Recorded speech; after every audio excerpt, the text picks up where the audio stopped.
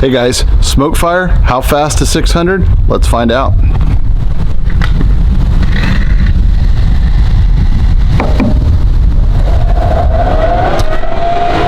We're going to leave the pellet hopper open and see if that gets us the temperature faster. And go ahead and close the lid down. We'll give a review on how our pellets sort out at the end as well. We'll be back.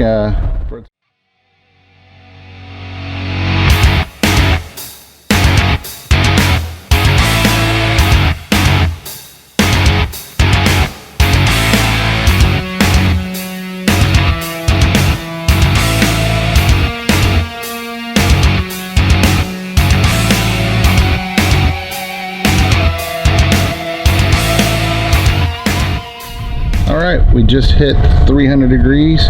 It's 12:02, so just about 13 minutes or so, 12-13 minutes to bring it back down to temperature. I'm going to go ahead and throw some sausage. Okay guys, we're going to do a quick little sausage test here. We're just going to throw some sausage on. This is number 1. Number 2.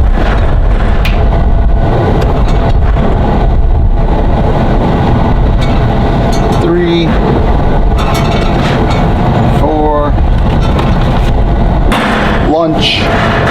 We'll just got them about in the same location. We'll let them sit there and see when this comes back up to temperature to 300 degrees. We'll see where those sit and see if they're giving us an accurate read across all of them. Go ahead and read off these readings. I'll put a screenshot of it on the screen for us. 277 far left corner, 270 far right corner, front right is 262, and front left is 267. That's on those meters. So give you a little peek.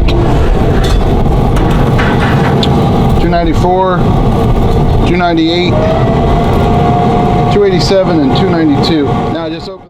What were your thoughts about the temperature controller and your temperature? My temperature? Well, my temperature is pretty hot because of all the airplanes and the Sunday lawn care guys that want to mow for the last consecutive, 2 hours?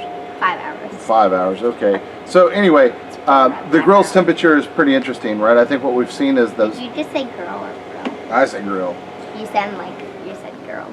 But I did say grill. So anyway, the internal grill temperature on the center grates has been right in line with the probe. No issues there whatsoever. The outside corners are definitely lower from a temperature perspective. Front 10 degrees colder than the back. The backs are about 15 degrees colder on average from that center probe. Overall, I'm pretty pleased with it. I think it's understood that those outside corners are going to be cooler. And the front, definitely close to the door, is definitely going to have some leakage and some cooler temperatures there.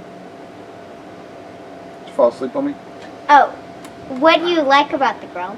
I like the look of the grill is great. The design is great. The Who built it? Fit and finish is great. I did. You did? Well, I put it together. So it's got to be in great shape. I followed exactly none of the manual. So it's got to be all right. See? No, really, the fit and finish is fantastic. It really does look great. What do you dislike about it? Oh, well, just jump right in. Let's get the laundry list of things. I definitely don't like the wheels. Yeah, thanks. Imaginary list. Throw it in the trash. Yeah. I really don't like the wheels. Trash is over there. Yeah, I really don't like the wheels. The wheels are an issue for me. The wheels don't lock sufficiently enough, or at least the texture of them is way too smooth. The fact that they wobble, we can just go into wheel issues with Weber altogether. It's a known issue. You're going to have wheel issues, or they're not going to look great. One thing or another with Weber wheels, they need to hire a wheel engineer, right? Wheel engineer. Yeah, a lot. Reinvent the wheel, Weber. So invent a new wheel. Invent the new wheel. So the things that I don't like, really, the fit and finish on the grates. I can complain about this all day long. I think a lot of people are going to complain about it. They slide around, they move around. E310 grates, probably the right solution. 7mm stainless steel, probably the right thing to do. Little expensive, but probably the right thing to go to. I guess the biggest complaint well, the two biggest complaints, one is being the hopper and the reliability of the hopper to slide the pellets down and not having to touch the pellets at any part of the cook. I mean, the purpose of this thing is you want to be able to set it and forget it, and I don't have any faith in the fact that I can get an overnight cook right now. Yes, I will order some silicone spray and spray the inside of the hopper. Maybe that'll let these things slide a bit more effectively. But until then, yeah, I wouldn't trust it with an overnight cook right now. The controller, our controller has been fine. We haven't been able to necessarily get it to full temperature every single time that we've attempted, and every time that we've started up, we've tried to get it to 600. We've been successful a few times, and a few times we haven't been successful.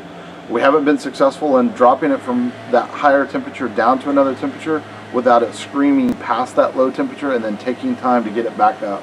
I think personally, I think that's some programming and something that can probably be fixed in the software to be able to know when it's coming down to speed, know how long it takes those pellets to burn back in.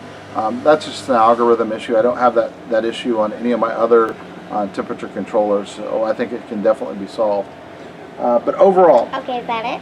well, I'll just say this. Overall, we're going to test the grill for the next, couple of weeks and determine whether or not it's something that's going to stay in our grilling arsenal back here or not. I do know this. We're going to do a side-by-side comparison with ribs, right? In fact, the ribs are on right now. So we've got one. And we need to check them. I will check them here soon, but let's let these guys go on this video, and then maybe they can come back and check us out on the rib comparison, the next one. What do you think? Yeah. All right. Well, see ya. Thanks. Bye. Get us out of here. The mowers are coming back.